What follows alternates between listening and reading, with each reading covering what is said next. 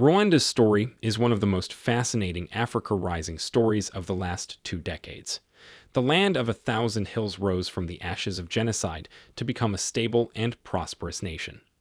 From Washington to the World Economic Forum in Davos, its president, Paul Kagame, is hailed as a father figure and savior. The truth is much darker. Rwanda's miraculous regeneration alleviates Western sorrow for the 1994 genocides, while also assisting the former guerrilla leader in avoiding allegations of dictatorship. Rwanda's economic recovery has been remarkable. Since 1994, when Hutus militias slaughtered 800,000 ethnic Tutsis and moderate Hutus in a 100-day bloodbath, the country's GDP has increased nearly tenfold to more than $10 billion. Kigali, the country's lush capital, is lined with high-rise office buildings housing foreign banks and firms eager to cash in on the country's sudden wealth.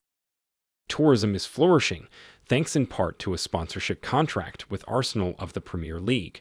For the football lovers here, you must have noticed that the text "Visit Rwanda" is boldly written on the Arsenal kit.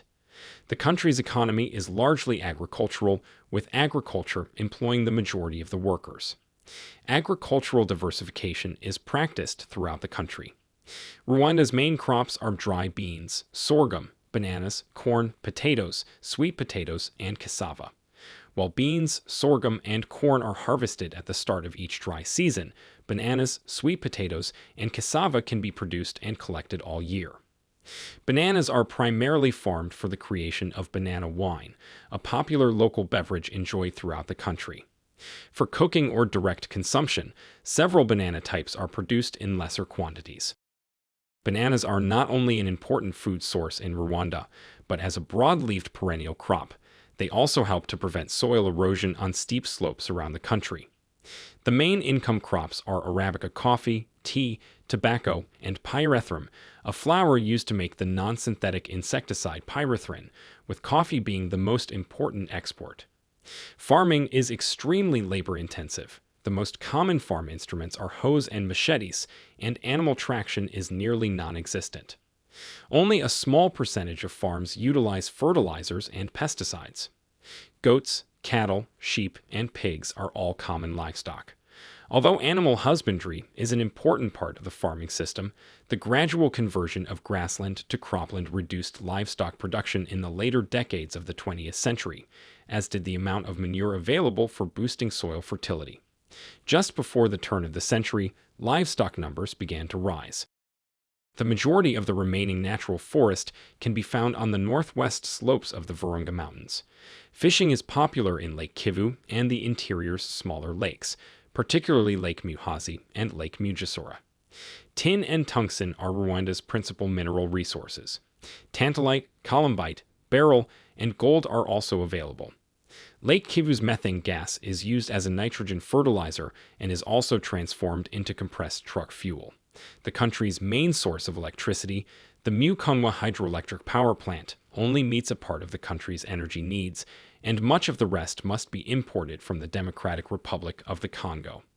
Apart from small-scale mining operations and a few consumer goods including textiles, cement, paint, pharmaceuticals, soap, matches, furniture, beverages, and food, the majority of industrial activities revolve around the processing of coffee, tea, and other agricultural commodities.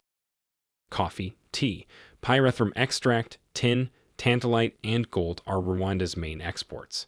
Machinery and equipment, fuel goods, and foodstuffs are mostly imported. Kenya, Tanzania, China, and Uganda are all important trading partners.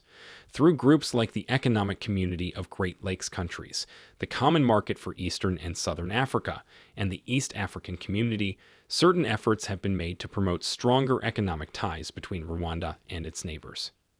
Regional trade with East African countries, particularly Uganda and Kenya, has risen quickly since the return of many Tutsis from Uganda and elsewhere following the 1994 genocides.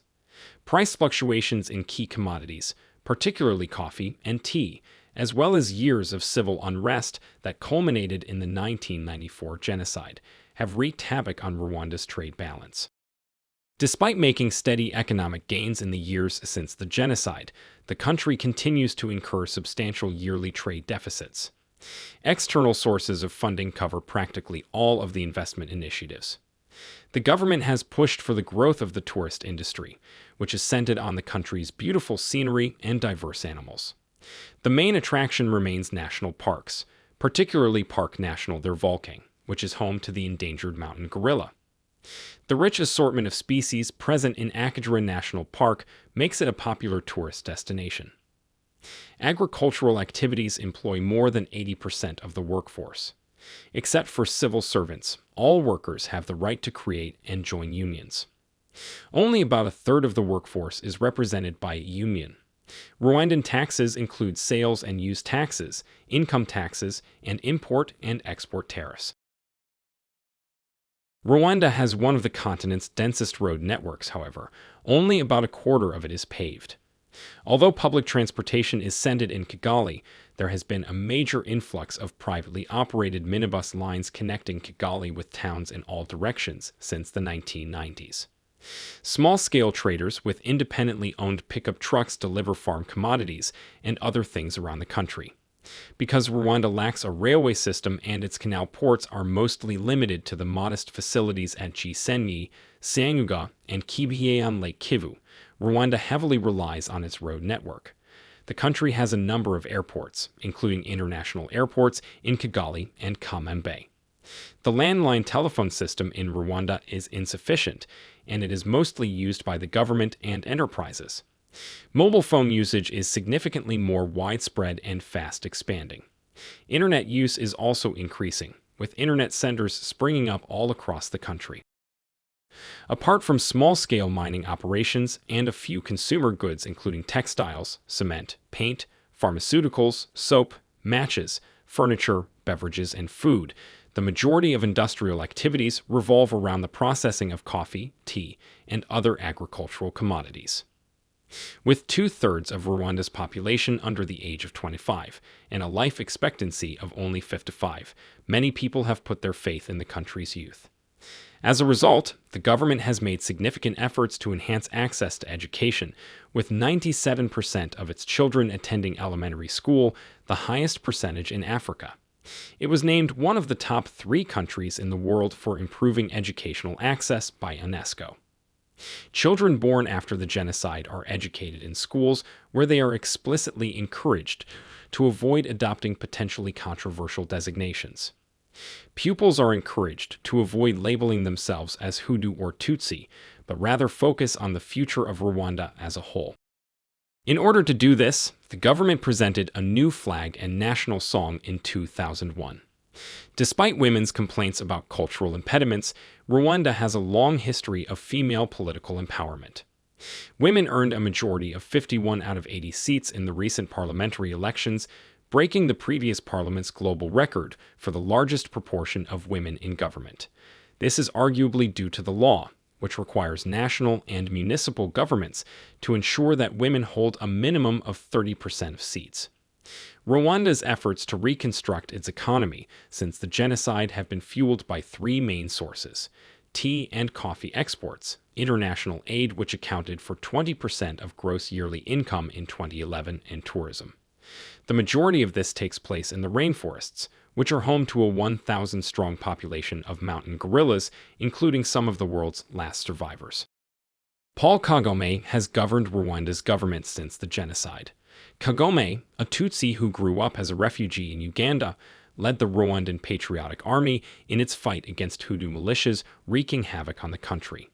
He became vice president when the genocide ended on July 1994, and then president in 2000. Kagame's system of governance, state-sponsored media, and human rights records have prompted criticism from foreigners despite his popularity within Rwanda and praise for his economic performance. Kagame has consistently responded that he will not be lectured by Western countries that failed to intervene effectively during the genocide. Western leaders, including Bill Clinton and Kofi Annan, have apologized to the Rwandan people and government for the international community's inability to act during the genocide in the years since the genocide. The UN and the US repeatedly refused to recognize the tragedy as genocide over the course of 100 days, avoiding an admission that would have forced them to intervene. Since 2000, the cost of foreign aid to Rwanda has nearly tripled at £68 per person per year. The Agasiro Development Fund was established in 2012 by the Rwandan government to encourage investments from the worldwide diaspora. The name Agasiro conveys the idea of dignity, which was embraced as Rwanda's key moral value in its journey towards sustainable socioeconomic development.